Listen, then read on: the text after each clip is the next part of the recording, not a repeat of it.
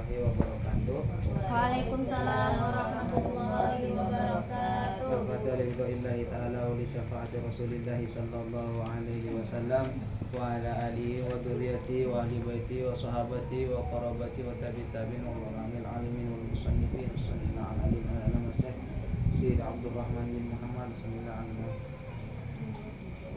Bi barakatil Fatihah. A'udzu billahi minasyaitonir rajim. Bismillahirrahmanirrahim. Alhamdulillahirabbil alamin arrahmanir rahim maliki yaumiddin. Iyyaka na'budu wa iyyaka nasta'in ihdinas siratal mustaqim siratal ladzina an'amta 'alaihim ghairil maghdubi 'alaihim waladdallin. Amin. Bismillahirrahmanirrahim. Qala al-musannifu rahimahullahu ta'ala wa nafa'ana bihi bi'ulumihi wa amadana bi asrarihi wa anwarihi wa bikum fid dharaini. Amin. Bismillahirrahmanirrahim. Untuk kajian pada malam hari ini kita akan membahas tentang tata cara mewudhukan orang yang stroke. Orang yang stroke, orang yang tidak bisa bergerak, bagaimana cara mewudhukannya. Orang yang stroke itu juga hukumnya tetap wajib melaksanakan sholat. Bagaimana cara wudhu orang yang stroke? Bismillahirrahmanirrahim. Di sini akan saya jelaskan. Pertama, ketika ada seseorang yang stroke, yang tidak bisa berdiri, itu biasanya diangkat ke kamar mandi 2 kali sehari. 2 kali sehari. Di waktu sholat subuh dan di waktu hampir maghrib. Maghrib kurang setengah jam. Biasanya diangkat ke kamar mandi, disucikan itu 2 kali. Waktu sholat subuh, karena dia mau sholat subuh, dan di waktu maghrib kurang 1 jam atau setengah jam. Karena kalau orang stroke itu sholatnya boleh dijamak, duhur dan asar digabung jadi satu. Jadi dilaksanakan di sholat asar, biar tidak sulit untuk mengangkat ke kamar mandi. Jadi satukan. Nanti maghribnya, nanti kan tadi maghrib sebelum masuk maghrib sebelum 1 jam itu dibawa kamar mandi dan disucikan. Maka dia melaksanakan duhur dan asar digabung. Jadi orang stroke yang tidak bisa berdiri itu sholatnya digabung, duhur dan asar, maghrib dan isya itu digabung. Caranya begini. Jadi kalau orang stroke biasanya dibawa ke kamar mandi 2 kali di waktu subuh. Kok di waktu subuh? Karena subuh tidak bisa dijamak, tidak bisa digabung. Jadi di waktu subuh dia diangkat ke jeding dan diwudukan, diangkat lagi ke kamar, maka suruh sholat subuh. Nanti ke jeding lagi maghrib kurang setengah jam. Jadi duhur tidak ke jeding, tetap najis, ya kan? Dan asar tetap.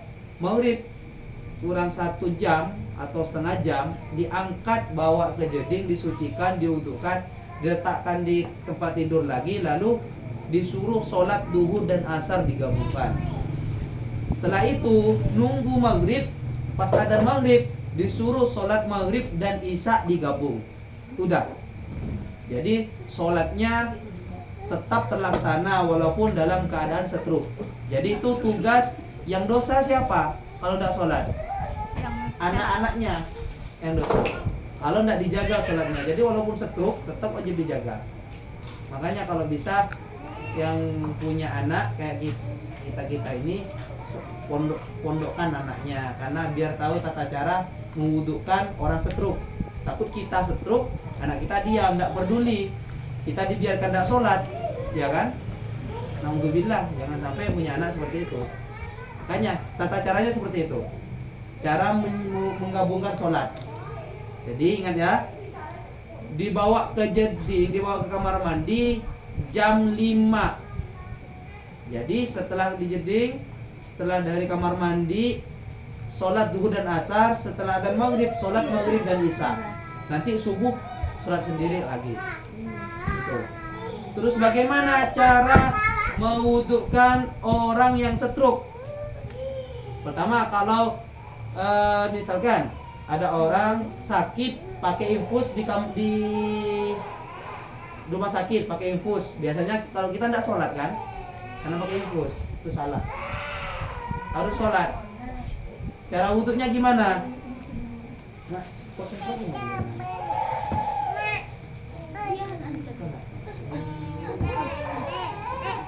Jadi tata cara mewudhukan orang yang sakitnya di rumah sakit karena pakai infus atau sakitnya karena sakit stroke, nanti itu cara mewudhukannya ada agar tetap melaksanakan sholat. Kita pertama harus menyiapkan kalau dulu prakteknya tidak pakai ini. Jadi kalau sekarang kita siapkan air segini, pakai semprotan kayak gini. Jadi anak-anaknya menyiapkan semprotan seperti ini. Misalkan ada orang tua kita diinfus di rumah sakit, terbaring, cara membutuhkannya, maka misalkan suruh niat dulu, niat wudhu. Kita semprotkan air ke mukanya. Biasa banyak semprotkan, lalu disuruh usap sendiri. Sudah cukup.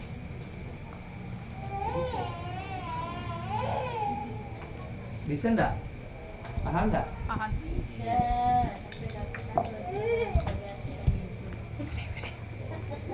Jadi misalkan ini orang yang sakit, ya, ini orang yang sakit, pakai infus.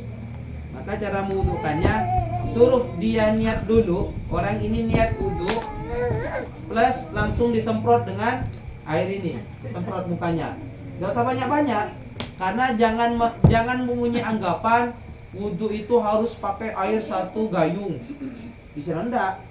Pakai semprotan kayak gini, disemprotkan ke muka 4 kali saja dan air itu diratakan, itu sudah cukup. Nanti di tangan yang ada apa? Ada infus, disemprot juga. Ini kan yang ada infus disemprot, dan tangan kirinya disuruh mengusap. Nanti untuk yang tangan kiri disemprot juga, kan ini pakai infus tidak bisa, maka kita yang mengusap.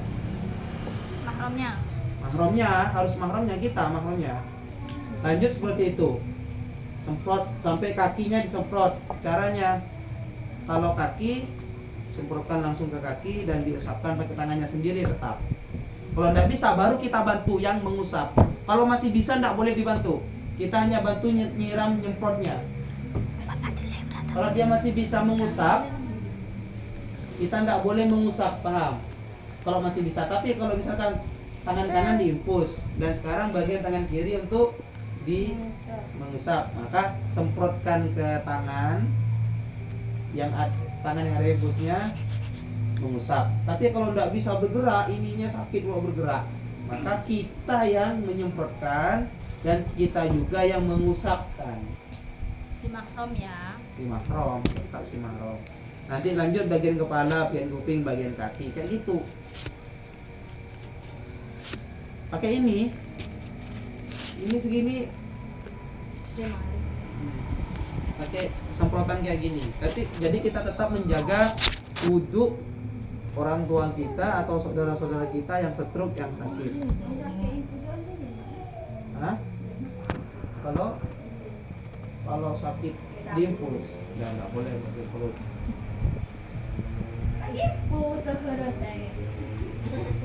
Terus begini lagi tentang sekarang cara mewudhukan orang tua orang sakit stroke, itu juga ada. Sakit stroke nggak bisa bergerak. Kalau sakitnya sakit stroke, tangannya nggak bisa ngusap, dia stroke nggak bisa bergerak, maka caranya tetap kita yang menyemprotkan. Ini nggak bisa bergerak, maka kita yang menyemprotkan, kita juga yang mengusapkan. Gitu. Nah ya, kita jangan membantu mengusap kalau dia masih bisa. Kalau dia tidak bisa baru kita yang mengusap. Kalau yang stroke ini kan jelas tidak bisa. Kalau yang pakai infus tadi, kalau di muka masih bisa. Bisa. Tangan kanan disiraman dan diusap. Tapi yang ada infus jangan dikenakan air, tidak apa-apa. Tuh. Tangan kiri juga disemprotkan air semprotannya tidak harus banyak. 5 kali semprotan itu udah cukup dan diratakan seperti ini. Misalkan disemprot seperti ini. Ini basah dan di sini kan tidak basah.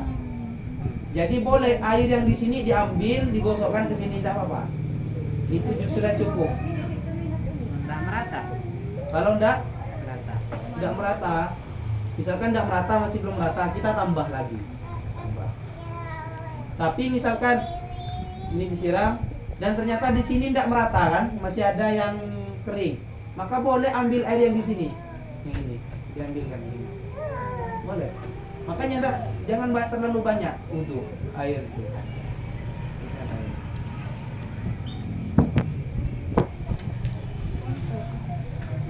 Ada yang mau ditanyakan tentang tata cara mewudukkan orang sakit?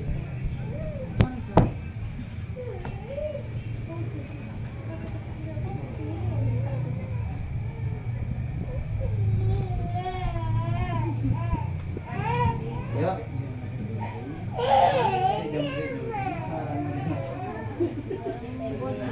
Ada yang mau bertanya, Dewi? Tata cara? Selama ini kita pernah nggak menjaga kayak gini? Pernah nggak selama ini kita menjaga keluarga kita yang sakit, terus kita paksa untuk sholat? Nggak pernah kan? Pernah. Mama doang yang dijaga. Kalau yang lain nggak dijaga. Bahaya. Waktu Bu saya yakin belum. Tapi Bu Sholat. Sholat Bu. Meskipun ndak bangun itu dicatat mong beliau sehat lagi, biasa beliau gantiin sendiri. Nah kayak gitu. Jadi Amin amin amin. Cukup sebagai pengetahuan. iya, sebagai pengetahuan saja. Jadi kalau walaupun stroke, tetap ada cara mewudukkannya dan juga cara sholatnya. Tapi sekarang kita fokus ke cara wuduknya. Saya itu nemu dulu waktu tugas itu. Jadi yang katanya tadi wudhu, sholatnya di jamaah. Ada yang tak mau di jamaah.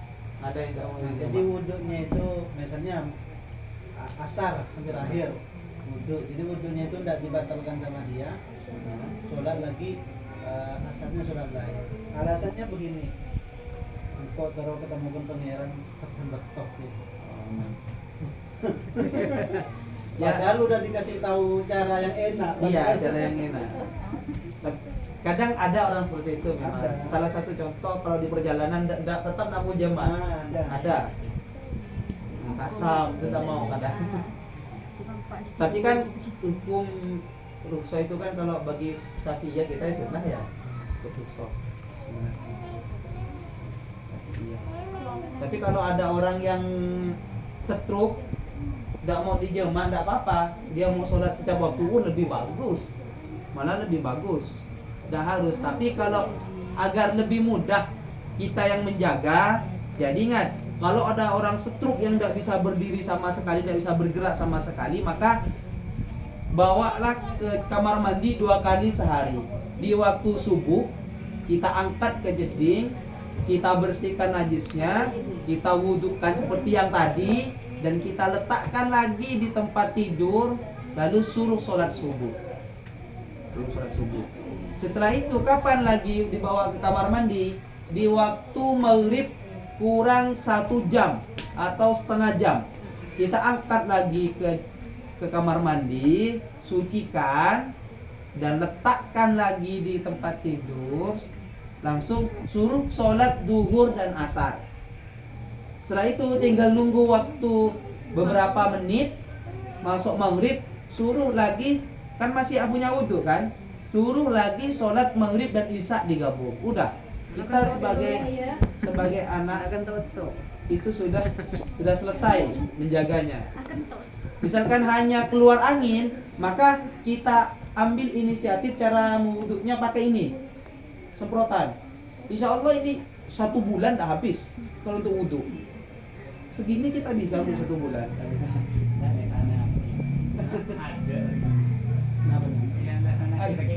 Banyak pak. Banyak.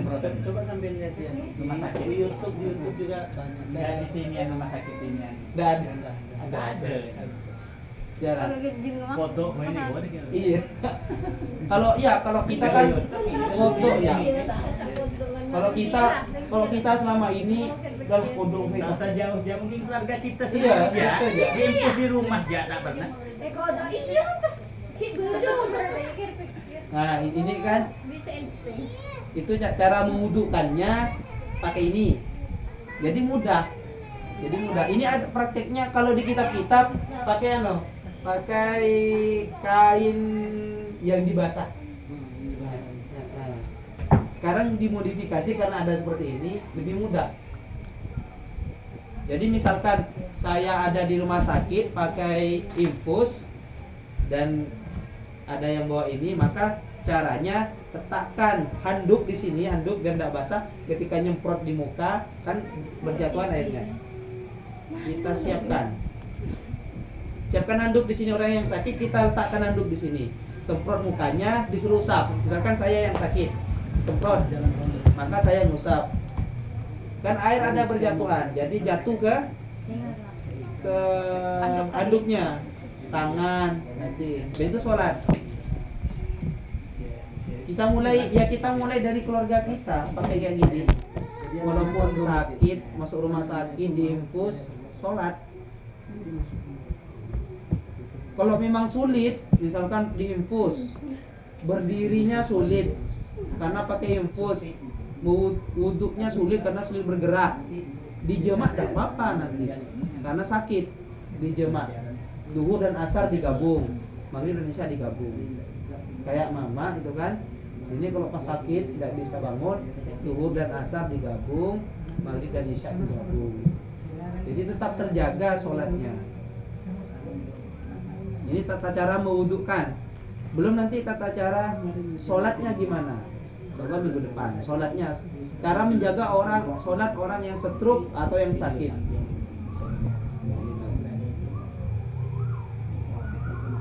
Jadi pakai ini. Ada yang ingin bertanya? Terus biasanya itu apa? Kalau orang tua itu kan seperti bayi lagi. Kadang kencing di tempat, berak di tempat. Itu cara praktek sholatnya. Karena kadang itu banyak seperti itu. Kadang kita tak merasakan gitu. Punya keluarga atau mbah atau siapa gitu yang sudah kencing di tempatnya sudah najis semuanya, bahkan sudah pakai tempes gitu itu. Itu cara sholatnya, apakah sholat dihormati waktu atau bagaimana? Ya begini, kalau misalkan ada keluarga kita stroke, memang tidak bisa berdiri sama sekali, buang kotoran, buang air kencing dari tempat. Kalau masih bisa kita membersihkan, bersihkan dulu, sucikan. Kalau sekarang pakai popok. Terus kalau pakai popok itu seperti apa? Maka cara mewudukannya itu beda. Wudukkan dulu sampai selesai pakai ini, muka, tangan, bagian kepala, kaki. Setelah itu tayamum.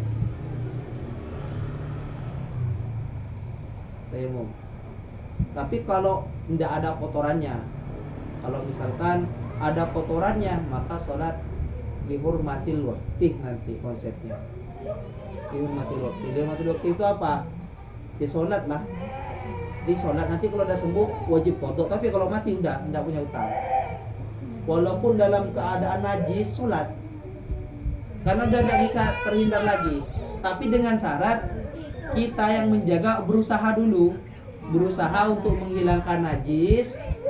Kalau memang udah tidak bisa, maka tidak boleh.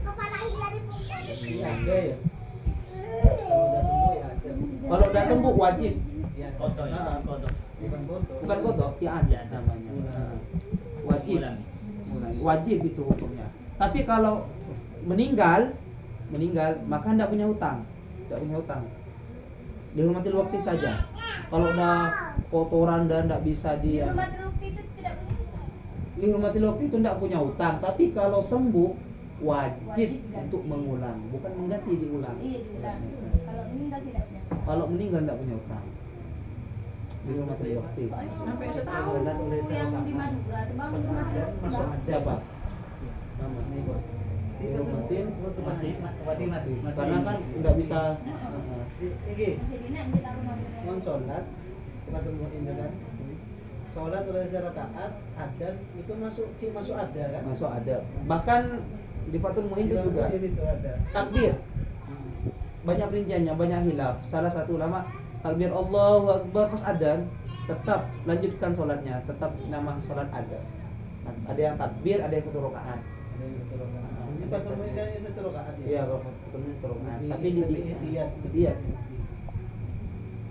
tapi lanjutkan nih. lanjutkan. Jadi kalau memang sakit stroke dan kotoran tidak bisa dihalang lagi, tapi dia langsung kita halang pakai popok, itu kan jelas najis terus. Nah, maka bagaimana kita wudukan dan sholat dihormati waktu. Sholat dihormati waktu. Sholat disuruh sholat walaupun najis sholat. Tapi kalau masih bisa, insya Allah bisa. Kalau sekarang itu bisa pakai popok. Setelah itu dibuang, pokoknya ganti. Kalau mau sholat ganti yang baru. Soalnya kan kita gelap boleh kan? Hah? Gelap pelanggaran yang Ini sih. Makanya kayak tadi, waktu ke kamar mandi 2 kali sehari. Waktu ke kamar mandi itu 2 kali sehari. Waktu kamar mandi 2 kali sehari, waktu subuh dan waktu maghrib kurang 1 jam. Dan sholatnya dipotong. Di Fatul Mu'in itu ada jamak karena sakit itu boleh. Jamak karena sakit itu boleh. Ya mulai dari keluarga kita lah. Kayak gini kan sulit prakteknya. Bahkan kadang kita sakit sedikit tidak sholat. Jadi mulai dari kita, walaupun keluarga kita masuk rumah sakit, diinfus atau stroke, tetap jaga sholatnya. Tata caranya seperti itu. Tata caranya. Wudhunya dah mudah pakai ini. Wudhunya. Sekarang udah pakai ini. Kalau dulu praktek saya di pondok pakai kain yang dicelupkan ke air. Jadi yang basah kalau stroke. Tapi sekarang pakai ini udah bisa. Kalau stroke tidak bisa bergerak, kita yang menyemprotkan, kita juga yang mengusap ke muka, ke tangan. Kalau dia masih bisa bergerak, kita hanya tugas menyemprotkan, dia yang mengusap sendiri. Ambil sini cepat Oke. kan? Ada yang mau ditanyakan tentang hari ini?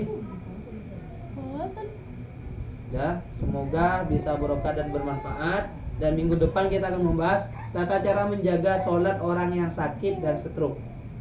Semoga bisa barokah dan bermanfaat. Wassalamualaikum warahmatullahi wabarakatuh. Waalaikumsalam.